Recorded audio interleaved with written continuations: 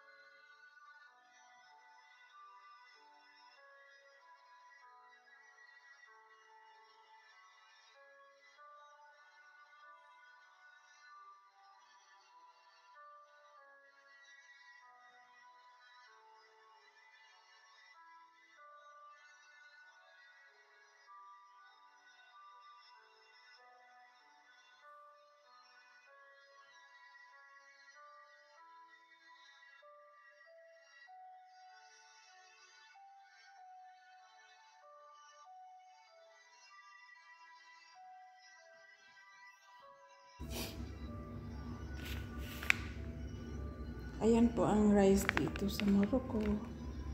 Yan yung puti ang klaseng rice, tapos mahaba. Rice long ang tawag. Presto. Ayan ang rice dito. Mahal to. Ang 5 kilos dito, 100 dirhams, 550 pesos ang 5 kilo. 5 kilos. Yan ang ganang klaseng bigas. Ewan ko magkano yan sa Pilipinas, yung ganang klaseng bigas. So, magsaing tayo ng 3 cups.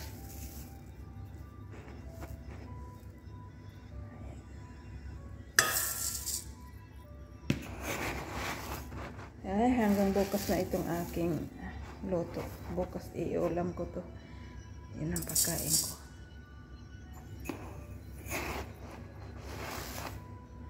Marami na yata.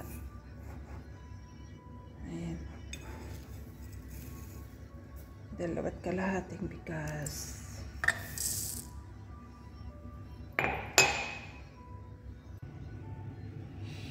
Ayan na po, tapos na ang aking pinakuluang manok.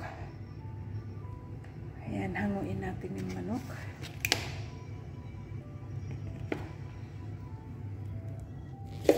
Kasi gagamitin ko yung sabaw para ilagay ko yung kanin. Ating kanin.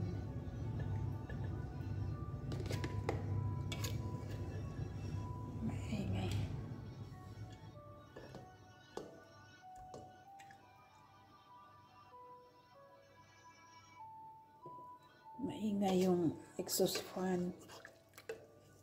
Malaking exhaust fan. Ingay. Yan, iprito ko itong chicken.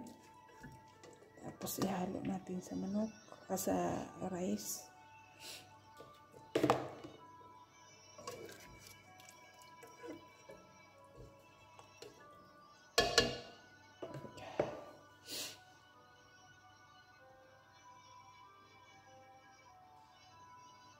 Ayan, lagyan po natin ng ano po ito? Saffron. Ito, saffron. Ayan, pampakulay. Mahal po itong saffron. Kaya kaunti lang kunin natin. Mabango ito pagka mailagay sa ano. Ayan. Ayan, ito po yung saffron. Ayan, saffron. Tapos, ang ating kanin ay 2 cups. 2 cups at kalahati. So, ang ating tubig ay 3 cup.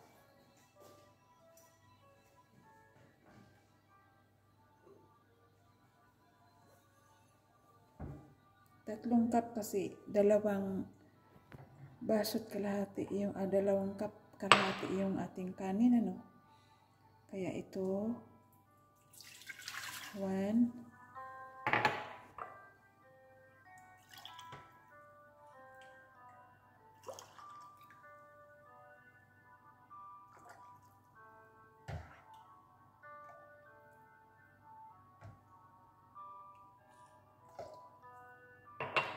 yun. Yan po, yung sabaw ito ng manok. 2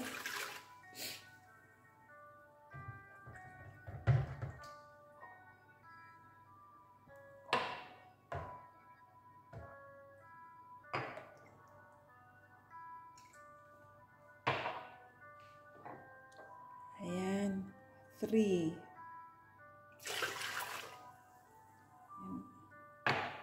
pakuluan na po natin yan.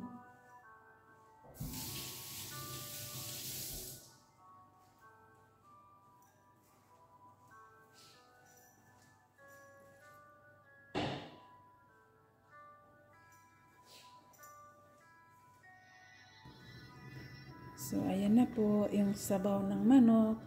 Pakuluan natin tapos ilagay natin ang rice. Yan. At yung manok ay ipiprito ko. Prito ko muna.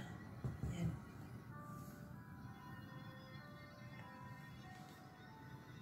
Yan, ipiprito ko po yung manok at saka itong kanin. Yan, lagay ko dyan yung kanin. Sabaw ng manok. Yan. Prito natin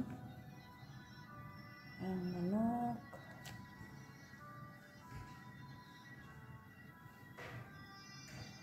Ang gagamitin kong pamprito ay olive oil.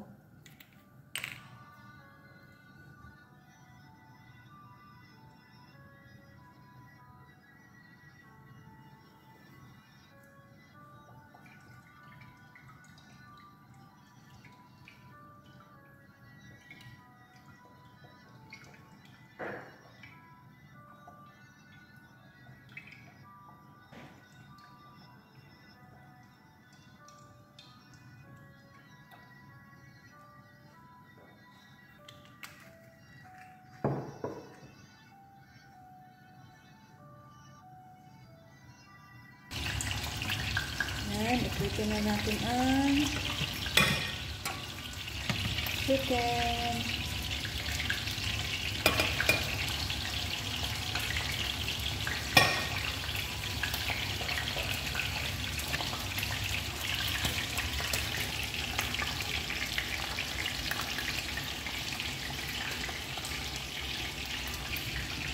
At yan naman ang rice.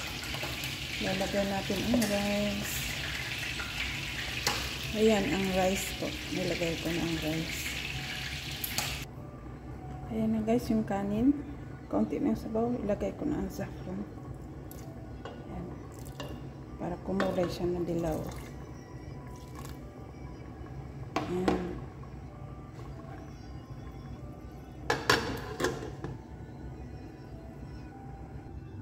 Yung chicken. Naprito na siya. Ayan.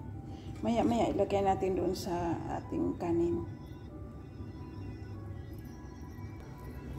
Ayan na guys, luto yung kanin. Ilagay na natin yung ating pritong manok. Ito ang tawag sa Kuwaiti food na matbus diyay. Kasi ang tawag sa kanila sa chicken ay diyay. Tapos yung may kanin, kaya ang tawag nila matbus diyay. Ayan. Lagyan natin ng saffron yung manok para pumula-pula. Yan. Ayan po ang aking matbus diyay. Maraming salamat sa panonood. Takpan na po natin kasi ayan. At hinaan yung apoy. Hinaan masyado yung apoy para unti-unti siyang medyo hilaw pa yung kanin. Maluto siya. Ayan. Hina ang apoy. Ayan, unti-unti siyang maluto yung kanin. Ayun lang po. Maraming salamat. Ayan, pinakita ko na sa inyo kung ano ang matbus diyay. Ayan. Masarap yung kanin yan kasi yung sabaw niya ay sabaw ng pinakulo ang manok. Ayan. Matbus diyay.